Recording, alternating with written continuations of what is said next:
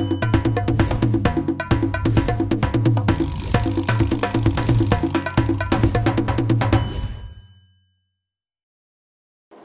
back to the Be Your Best show with Julius Clerk, your life coach. We're continuing to have very interesting discussion on trends in the job market in the era of the fourth industrial revolution, and very interesting things that are coming out of the factory in Kampala. Michael, I believe all the things that beautiful things you say must be affected in one way or another on things that may not be going right. Mm-hmm. So how can what do we need to strengthen? What are those areas which, as a country, we need to pay attention to in order to strengthen the innovation ecosystem? I know word innovation has been overhyped, but in the space where you operate, what is it that needs to, what kind of support, or what is it that we need to do better as a country? I think as a country, we need to walk the talk. Walk the talk in a sense that if you look at the different documents, your NDP3, so you have your NDP3, you have the NRM manifesto, ICT is at the center. But let's look at the real deal. If I go to the public universities, do I feel like we're preparing our people for that world that is digital, that is technology-driven?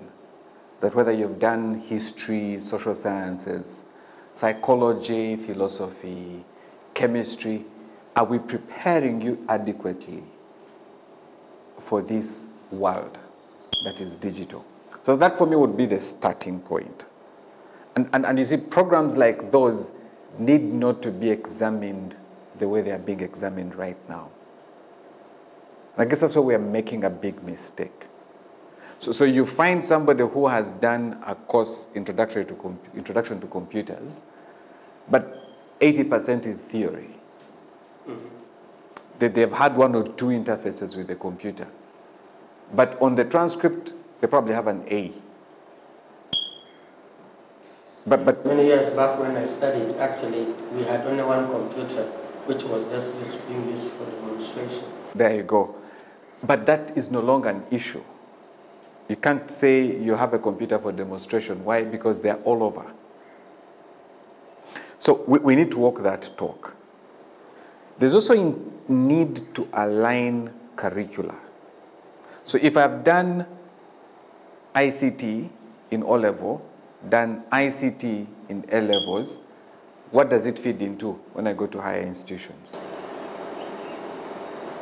It gets lost somehow. Thank you. So you find someone who has done ICT, that ICT does not in any way put you at an advantage than somebody who has not done ICT.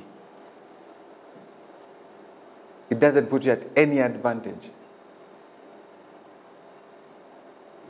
You probably are going to start from the same level. So you've done ICT,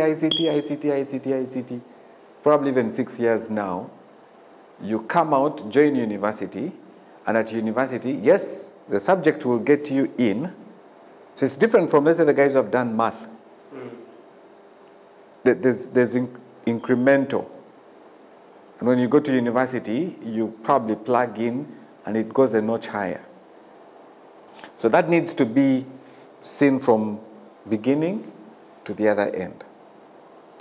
The second thing is that curriculum needs to be informed, and it has to be constantly reviewed. And I say constant. Why? Because it can't take 7 years to review curricula for the tech industry. It can't. There should be a window where there are certain modules that are placeholders. I know that making sense. Why? Because those areas will change very quickly. So when you have content that is cast in stone for 3 years, 4 years, that's a lifetime. I think I wouldn't be surprised that there are still universities here which are still contemplating introducing data science courses because they are still going through the process, which is absolutely, forever. absolutely. But also, what data scientists do we need in this market? Who do I start with if I was to start a data science program? I'll probably start with the guys who are doing M&E. I'll probably start with statisticians as my entry point into data science into this market. So the world of work and education need to be fused. But education needs also to appreciate that for them to keep relevant, we have changed our curricula close to 4 times. Not fundamentally, but introducing things and dropping a few. Why? Because industry is constantly telling us, this is not good. There's no minimum value here. So, drop it. I am not seeing this. Introduce it. And you're flexible enough. And that is the agility. Exactly. Because for me, I'll be honest with you, Julius, and for the team here at Refactory, if it doesn't make sense to the industry, it doesn't make sense for us. We took long to start data science, but everybody was talking about data science when I started data science. Why? Because we wanted to understand who are we looking for and who are we training for. The third thing,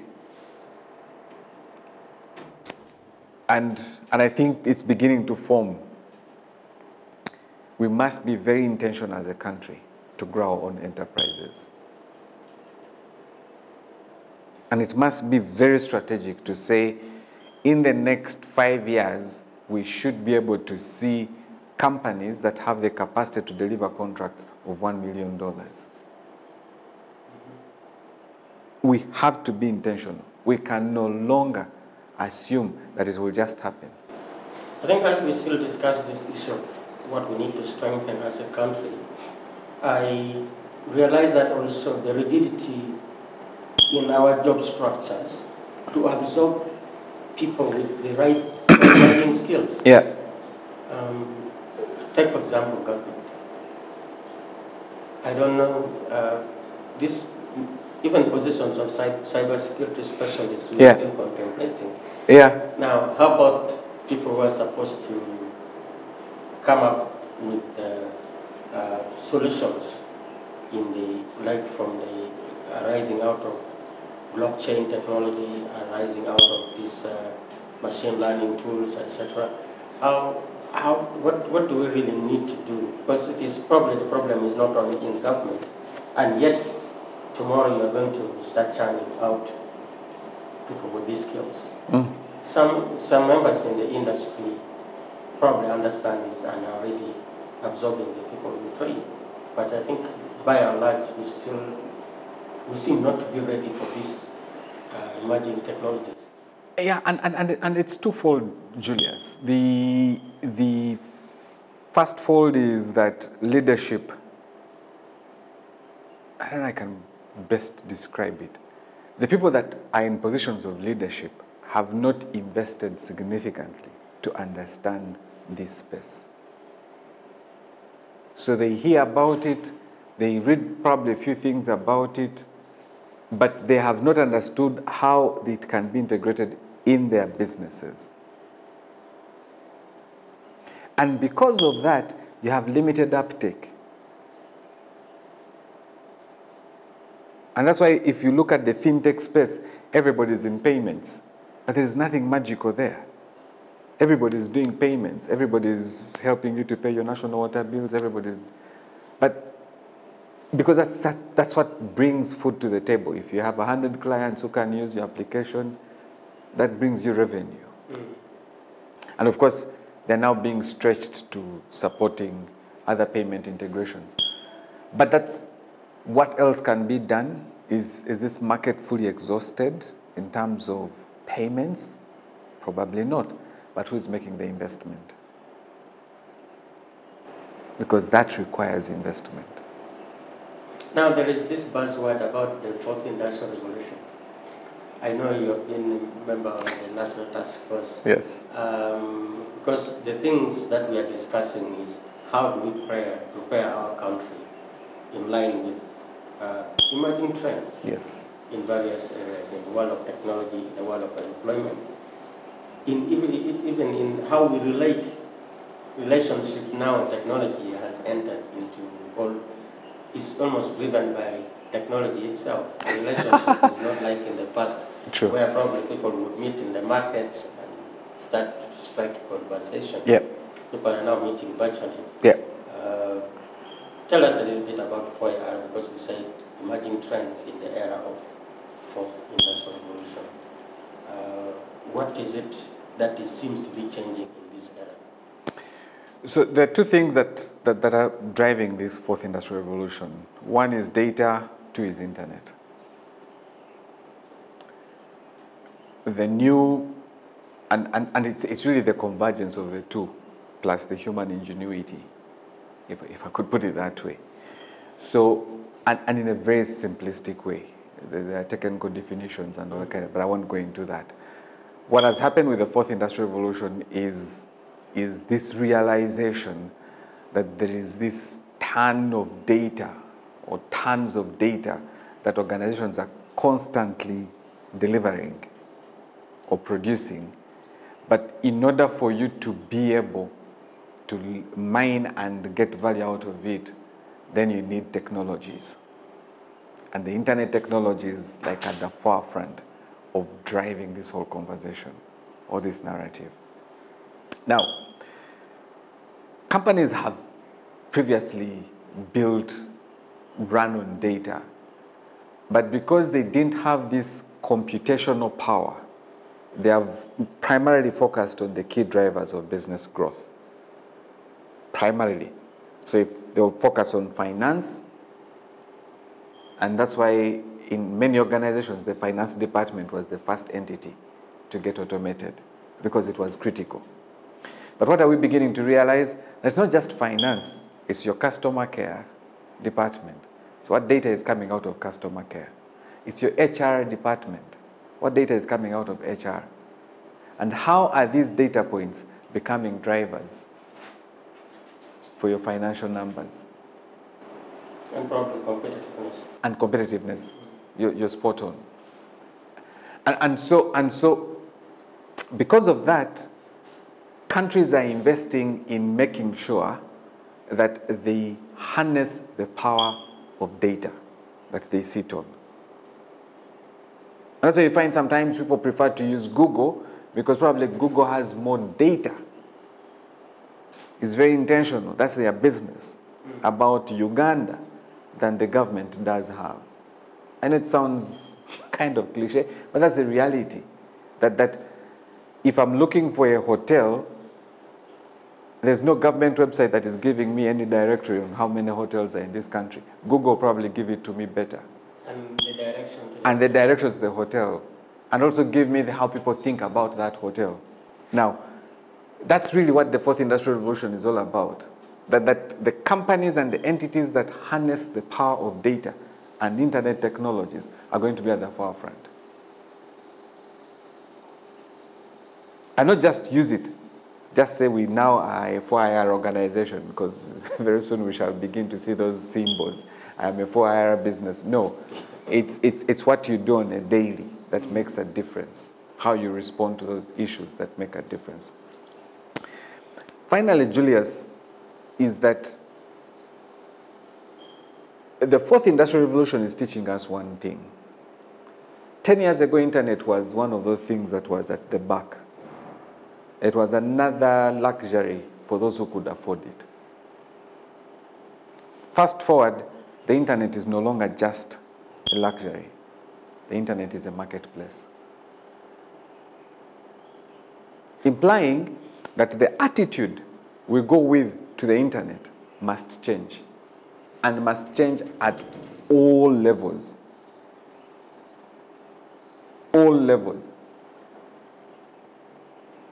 That the way you give tax incentives to an investor coming into this market It's the way you should give tax incentives to the internet industry.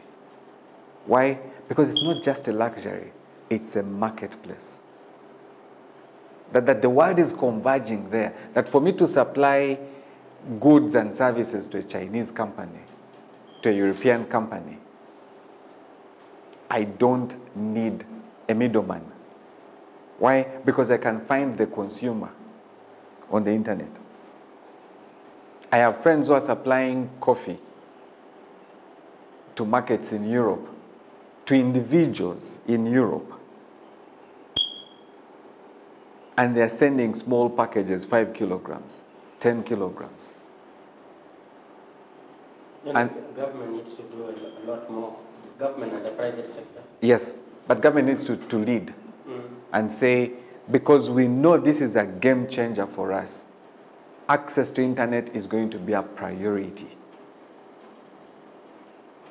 And for anybody who is using internet for commercial purposes, there is a levy that we shall reduce on your tax burden. And the third thing is educate people.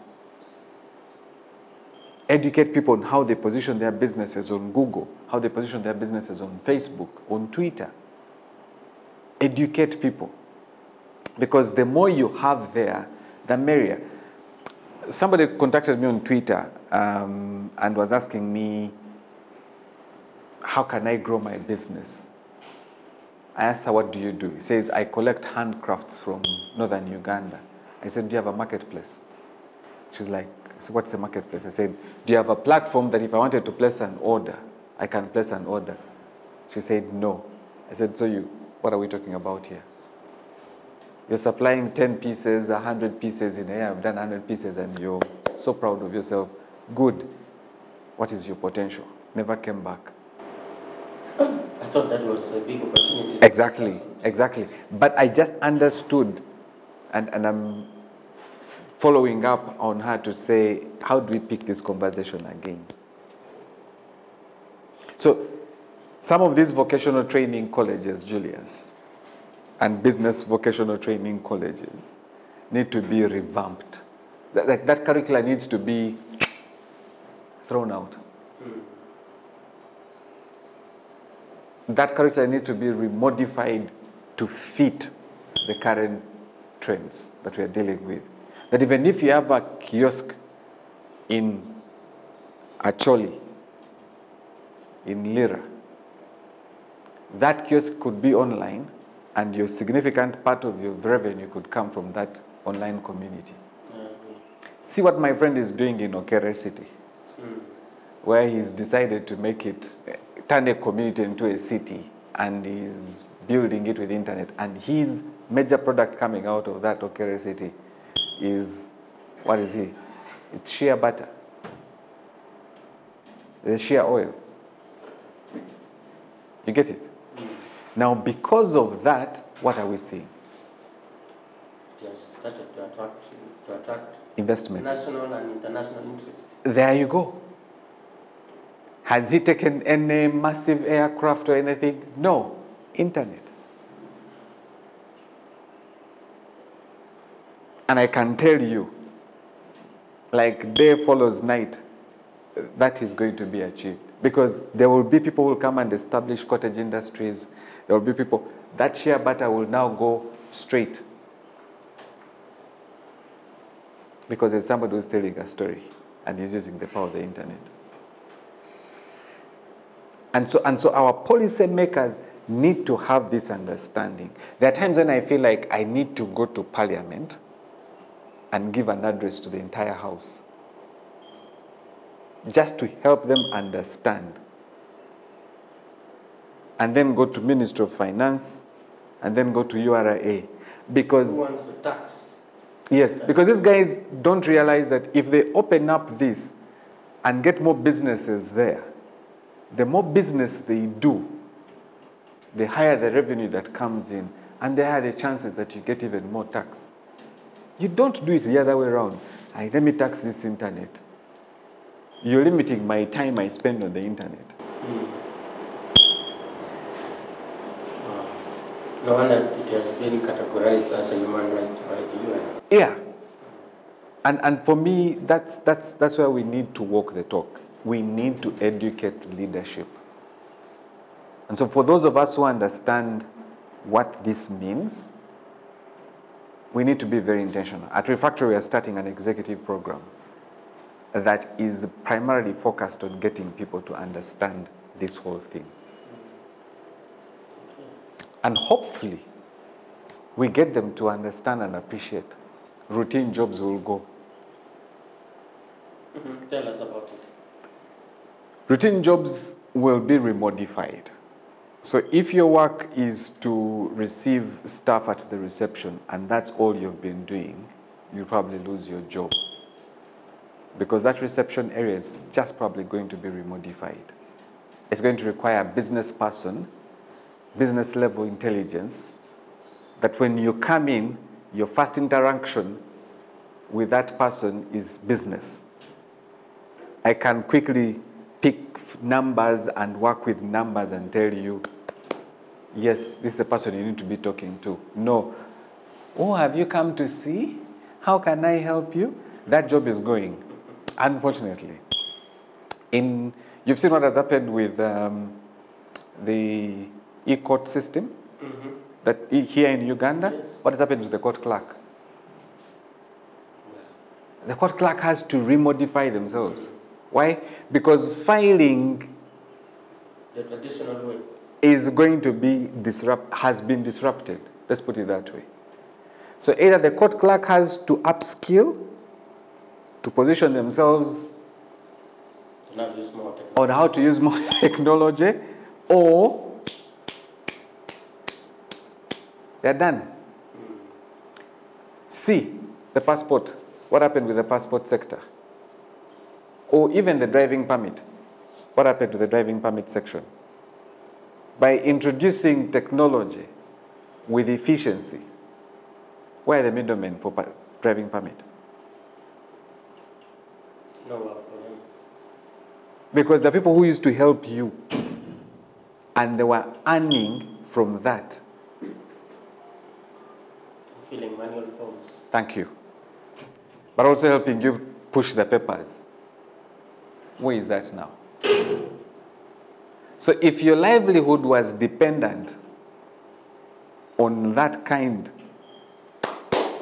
done. So how do our people prepare now? They just have to face the reality. And that's the reality. The reality is, how do I keep in touch with the trends in technology? How many of us are now able to book our trips out of this country or in this country without a tour operator? It is not possible. It is possible. Because I will go to booking.com or I will go to whichever platform and I will say, I want to go to Maxon Falls. The moment I put Maxon Falls, it will show me the hotels that are there. It will even ask me, what is your range? And I will tell them, I'm not willing to spend anything more than this. A conversation I used to have with a tour operator. It's now done online. So the tour operator needs to remodify and begin to think about packages that I can't find online. Wow. That's a reality, that the consumer now has more power than 10 years ago. So it is affecting all professions. Exactly. Ticketing. You've been in government, you remember the time if you had to travel, you had to go through a travel company to book a ticket. Government structure probably still runs it. Do I need to go to any? Do I still need to go to any travel agent to book me a ticket? No. And hear this. The airlines even make it cheaper for me to book online. Other than those who are very busy and need people to assist them. But even those who are very busy, everything can be done by your staff. So as technology evolves, there are certain tasks that are going to constantly be encroached on. Why? Because technology is also becoming smarter. is becoming smarter. Because that's where machine learning comes in and artificial intelligence comes in. This is a wake-up call to all of us that we must really prepare, because otherwise we'll be left behind. We must continually upskill, and it is time for lifelong learning, because when we don't study, we don't take time to read widely on how things are going on around us and around the world, we will definitely be left behind. And we still continue with this conversation. The President has been emphatic, emphasizing support for scientists and innovators in the country. I know that has not been received well in some circles. What is your view? Not to say that the other professions are not good, but what is the trend? Why do you think he's looking in that direction? Yeah. If I had 2 minutes with the President, I'll tell him, yes, it's good to support scientists, but it's also the realization that good scientists don't work alone. And that realization, Julius, occurred to me in, I think it was 2008, 2010. I think we met engineers from Nokia who were doing a research in Uganda, and they were looking for social anthropologists. Why? Because engineers solve problems, but they don't have the technical know-how of identifying those problems. Social scientists, on the other hand, have the technical capability of validating those problems. And that's why when you're going to do a road work, you need the social scientists to sensitize the community. But I think his emphasis is that, yes, the country needs everyone. Yes. Whether you are doing art and craft, whatever your vocation is, the country needs all of us. Yes. But given the limited resources he has, where should he channel it first? That is what he's trying to do. Yeah, so I would channel that funding to, if my intention is to bring out a human resource that has the potential to work in a scientific world, I would channel that funding into restructuring how we are training people. A social scientist graduates out of university right now and has limited understanding of how the technology world is running. Yet his or her work is going to be... It's going to be largely influenced in the technology world. Now, if I empowered the social scientist to understand the dynamics and the uniqueness of a technology-driven world, that social scientist will be very productive. I know that making sense. Yes. So I could invest, how do I prepare as many people as possible to understand what it means to work in a technology-driven world? The same thing is happening in fields like medicine,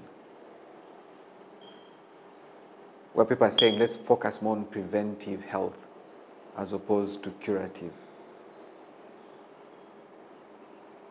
A lot of that work is going to, and that's why you're seeing a lot of our professionals are going into public health spaces. So whereas I am 100% okay with focusing on the scientists, I think the message needs to be modified. How do we prepare our workforce for the world of science and technology? That's how I'd approach it. And so I would say, yes, progress the sciences, let them come out. But you see, if you're training people to go to the Mars, to the moon, to shoot for the satellites, but the infrastructure they are using does not, even if they are using it, even if you set up the universities to prepare people for that, but this other side, there isn't a lot that is happening in the private sector, you're shipping people, you're shipping talent elsewhere. Yeah, I think it just ties with what you said earlier on. How do we prepare our people in the modern era? Exactly. Whereby almost all professions, all kinds of work is now being driven by technology. Absolutely. Absolutely. Probably would have more impact there. I know you will give scientists a good salaries, but the kind of solutions for it to be impactful, I think through your program here, you don't, in your teams and working groups, you don't only put programmers also. No. Like I told you, anybody comes in. The only requirement we have for you is interest. And I will also tell you this, that we have seen people who come with no background at the end of the 3 months ahead of the curve of the guys who spent 4 years doing software engineering. Because they come with the hunger to learn and they invest the time and resources. The guys who did it for 4 years feel like this is a walk in the park. By the end of the 3 months, these guys have gone ahead. And they'll probably find jobs ahead of these guys. Then they begin to catch up. Wow. This requires a session of its own. And it probably won't be me. There are students here who have gone through this program who will be able to share with you what that transition has been for them. So, Michael, I know you can go on and on. On and on. But, absolutely. What would be your final word how do we prepare, having had this discussion about the trends, job trends, and the fourth era or fourth industrial revolution, what would be your final word to the viewers? I think for me, my final word to the viewers is that it's no longer when, it is now. Because sometimes we talk about these things like they are far away from us. It's happening. And if you're not, you're late. If you're not part of it, you're late, irrespective of discipline. And the starting point is understand how technology works. Understand how the internet is working and changing every facet of work. Understand that. The second guidance is that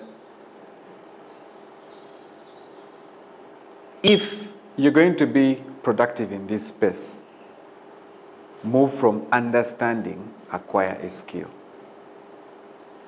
We've trained lawyers here who have gone through our program, 9 months program, turned out. Some of them are still practicing law, but they're also practicing software engineering. So if they're ever to advise anybody who is dealing with a software engineering case, for them it's not rocket science. They understand. This is a back-end issue, this is a front-end issue, this is an API issue, they understand. Thank you very much, Michael. Pleasure. It's really been a pleasure having you. Pleasure is mine. Thank you, Julius. I believe our viewers have benefited quite a lot from your insight, and we wish to have further discussion on this in the near future. Viewers, this has been the Be Your Best show on Smart 24 TV.